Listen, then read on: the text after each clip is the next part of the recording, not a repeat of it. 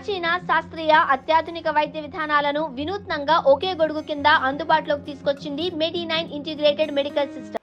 నమస్తే, welcome to Telugu బావుటి. ప్రస్తుతం మనతో పాటున్నారు చలసాని శ్రీనివాస్ గారు. సార్ నమస్కారం, అందరికీ నమస్కారం. సార్, ఏపీ విషయానికి వస్తే, రెండు తెలుగు రాష్ట్రాల విషయానికి వస్తే, ముఖ్యంగా ఇద్దరు ప్రతిపక్ష నాయకులు బయట ప్రజల్లో తిరుగుతున్న పరిస్థితి. నిన్న కేసీఆర్ వచ్చారు, మొన్న జగన్మోహన్ రెడ్డి కూడా తిరుగుతూ ఉన్న పరిస్థితి. సో వల్లభనేని వంశీ జైల్లో ఉన్నారు. ఆయనకు జగన్మోహన్ రెడ్డి పరామర్శించిన తర్వాత బయటకు వచ్చి ప్రెస్ మీట్ పెట్టారు. సో ఆయన పోలీసులను ఉద్దేశించి ముఖ్యంగా 3 సింహాలకు మీరు సెల్యూట్ పెట్టారు, కానీ టీడీపీ నాయకులకు కార్యకర్తలకు సెల్యూట్ పెడుతున్నారు. మేము అధికారంలోకి వచ్చిన తర్వాత 7 సముద్రాలు మీరు దాటినా కూడా ఏరి మరీ పట్టుకొచ్చి బట్టలు తీసి కొడతామని చెప్పేసి కూడా ఆయన వ్యాఖ్యలు, జగన్మోహన్ రెడ్డి వ్యాఖ్యలు ఎట్లా చూస్తారు సార్? బట్టలు తీసి కొడతామని అనలేదండి, బట్టలు విప్పుతామన్నారు రోడ్డు మీద. అది పోలీసులకి ఒకటి మాట్లాడారు. ఇది కొత్త ఏం కాదు కదండి. ఇంతకుముందు ఎవరిని అన్నారా? అంతకుముందు లోకేష్ బాబు అనుకున్నారు. ఈ బట్టలు తీసే సంస్కృతి ఏంటి నాకు అర్థం కాదు. అంతకుముందు పంచులు తీస్తామని పవన్ కళ్యాణ్ గారు అన్నారు. హైదరాబాద్ భీమరావు వాడు అని కాంగ్రెస్ నాయకులకి పంచులు అంటే అప్పుడు రాజశేఖర రెడ్డి గారు పంచులు కట్టుకుంటానికి ఆయన ఫేమస్ ఉండేవారు. అంతే కదండి ఆయన. నాకు అర్థం కావట్లేదు ఏంటంటే సిచ్యువేషన్. అలా పంచులొప్ప తీస్తే, మగవాళ్ళు బట్టలొప్ప తీస్తే ఎవరిదన్నా ఆడలేదు. ఏందండి ఇది? నాకు అర్థం కాదు. ఏంటి సంస్కృతి ఏంటి? ఎవరు గట్టిగా ఇలా మాట్లాడితే అంత గొప్పగా హీరో వర్షిప్ వస్తుందనా? ఆయన సింహాలు 3 సింహాలు 4 సింహాలు ఉంటాయి కదా నెలగా. మాకు చెప్తున్నానండి. సరే, ఏదేమైనా సరే ఆయన ఆక్రోశాన్ని వెళ్ళగక్కటం అనేది మామూలుగా వాళ్ళకి వేరండి. ఈ విధంగా మాట్లాడితే మాత్రం మంచిది కాదు.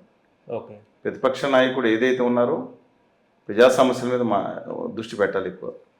వాళ్ళ మనుషుల మీద ఇంతకుముందు దాడులు జరిగితే లేదా చనిపోతే పరామర్శ ఓదార్పు యాత్రకు వెళ్ళారు. ఓదార్పు యాత్ర అంటే ఇష్టమేమో ఆయనకి బాగా. నేను తప్పు అంటలేదు, కానీ మిగతాది కూడా చూసుకోవాలి కదా.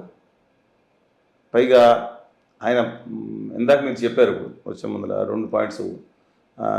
ఏది కుల, ఆయన ఏదో ఏంటి బాగా గ్లామరస్గా ఉంటాడు కాబట్టి,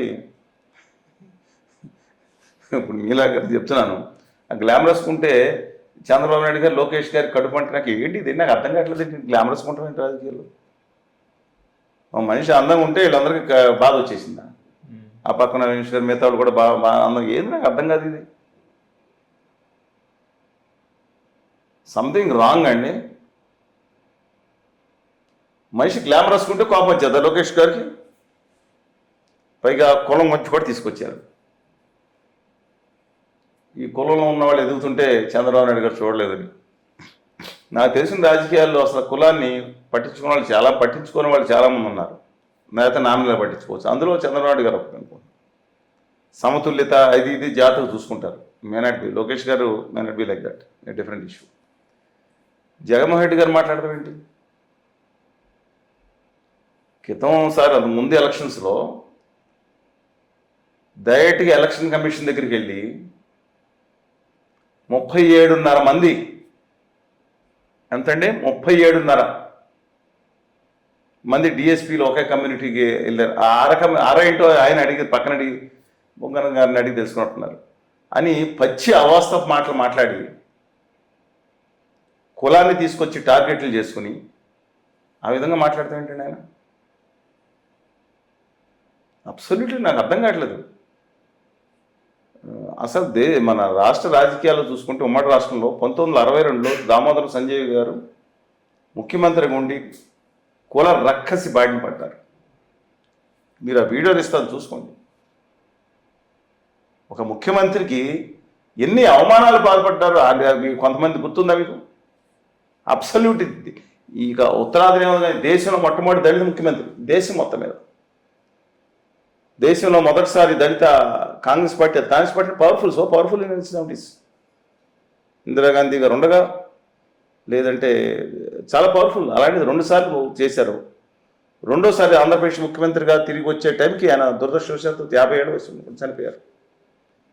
ఆ తర్వాత కూడా నాకు గత 20 ఏళ్ళ నుంచి ఈ కుల రాజకీయాలు ఎక్కువైపోయింది. ముఖ్యమంత్రి తరహా స్థాయి వ్యక్తులు అలా మాట్లాడచ్చా?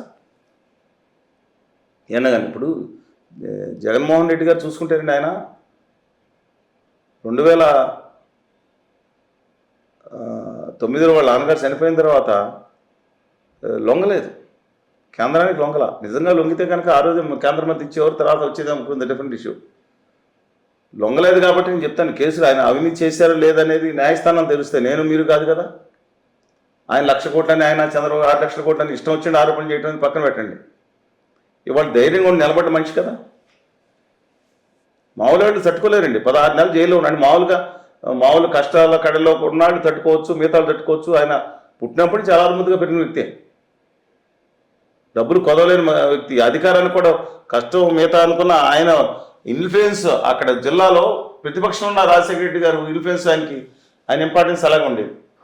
అలా కొడుకుగా ఉన్న మనిషి 16 నెలలు జైల్లో వేసి వేధింపులు చేసి ఓడిపోయిన తర్వాత కూడా ఆయన మాట్లాడేదానికి తప్పుంది. ఎంత అవమానాల పాలన నిలబడలేదా? పోరాడి వాళ్ళ కాకుండా టాపిక్ కామెడీ చేస్తారంటే నాకు అర్థం కాదు. వాళ్ళు ధైర్యంగా ఆంధ్రప్రదేశ్కి హోదా విభజన హామీ విషయంలో లాస్ట్ టైం కొంత కాడి పడేశారు, కానీ పోలవరంలో మాత్రం తల తాకట్టు పెట్టలేదు. లేట్ అయింది, కేంద్ర ప్రభుత్వం పెడితేనే ఇస్తానని నేను ఒప్పుకున్నాను. కానీ మేజర్ ఇష్యూస్ ఉంటే ఈ కామెడీలు ఏంటంటే నాకు అర్థం కాదు.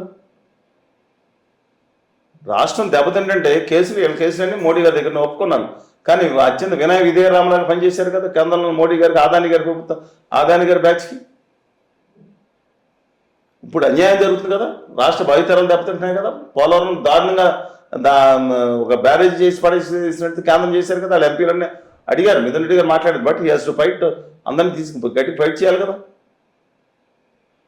ఏమన్నా ఇంకోసారి జైల్లో పెడతారు. టాపిక్ డైవర్ట్స్ అవటం జరుగుతుంది. ఇంకొక విషయం చెప్తాను మీకు, ఆయన ఎలా దారి తప్పుతున్నారు. ఆ కక్ష క్రోధం మీద మనిషి అదుపు తప్పుతారు. క్రితంసారి బుడమేరు వరదల్లో విజయవాడ మునిగిపోయి చాలా చనిపోయారు, వేలాది కోట్లు అక్కడ ప్రజల యొక్క ఆస్తులు నష్టపోయారు అని తెలుసు మీకు. అతలాకుతం కారణం ఏంటండి? కృష్ణానది గట్లు తగల. ప్రతి ఒక్కళ్ళు దయచేసి తెలుసుకోండి. ఆ రోజు జగన్మోహన్ రెడ్డి గారు బయటకు వచ్చి అక్కడ మేము గేట్లు ఎత్తుతున్నాం, ఇక్కడ గేట్లు ఎత్తాడు 9,000 10,000 కుర్చీలు ఇస్తారు. కొన్ని చోట్ల 1000 కుర్చీలు 2,000కి తగ్గిపోయింది. ఏదంటే కాలువ బుడమేరు. అందుకని ఎలాగో మీదకి వస్తుందని గ్యాప్ చెప్పాలి. డిఈ బయటకు వచ్చి చెప్పారు, నేను ఆల్రెడీ ఇన్ఫార్మ్ చేసి నీటిపారుదల శాఖ మంత్రి గవర్నర్ నిమ్మల రామారెడ్డి గారు. ఏం చేయాలి? అక్కడ కూర్చుని ఇక్కడ దీని మీద కాన్సన్ట్రేట్ చెప్పలేదు. ఇదే చెప్పారు. జగన్మోహన్ రెడ్డి గారు ఏమన్నారు, నేను చూశాను అక్కడ కనీసం మేము గేట్లు ఎత్తుతున్నాం అన్నప్పుడు గ్యాప్ చాలా ఉంది. ఎన్ని గంటలో పడుతుంది? 20 రోజు పడుతుందో, లేకపోతే మొత్తం నిండడానికి రోజు పైన పడుతుంది లాస్ట్ లెక్క వెళ్ళడానికి. తర్వాత గట్లు తెగిపోయినాయి. అప్పుడైనా ఇన్ఫర్మేషన్ ఇవ్వాలి కదా ప్రజలకి. ఎందుకు ఇవ్వలేదు?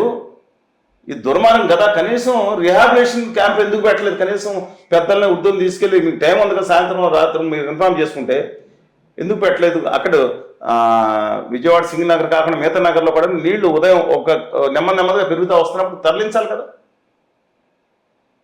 ఒక సిసోడే గారని maybe honest no second that, కానీ ఆయన ఏమంటారండి, వస్తే నీళ్లు వస్తున్నాయి కానీ ప్రజలు వెళ్ళరు. చెప్పిన ఎక్కడ పోతారు? వీళ్ళు గోదావరి జిల్లా చూసినట్టు నాలుగు మానాలను చచ్చిపోవాలా? దేశ చరిత్రలో ఇలా మాట్లాడిన ప్రభుత్వం లేవు. ఈయన అంతవరకు మాట్లాడుతుంటే నిజంగా నేను దాంట్లో చెప్పిన దాంట్లో ఫ్యాక్ట్ అండి. ఇవాళ నన్ను తిట్టుకున్న వాళ్ళు తిట్టుకోండి, కానీ నేను చెప్పింది సత్యం. గుండె మీద చేసుకుని కనుక్కోండి. కృష్ణానది తెగల బుడమేరు వల్ల మ్యాన్మేడ్ డిజాస్టర్ అన్న కానీ అది కనీసం చెప్పకపోవటం వల్ల వచ్చిన సమస్య. ఇది చెప్పాల్సిన అవసరం లేదు అంటున్నారు. వాడు చస్తాడా? నిజంగా అది ఉంటే కానీ డిజాస్టర్ మేనేజ్మెంట్ యాక్ట్ ప్రకారం వాళ్ళు తీసుకొచ్చి అరెస్ట్ చేసి వాళ్ళు పెట్టవచ్చు నీళ్ళు మునిగిపోతున్నాయంటే.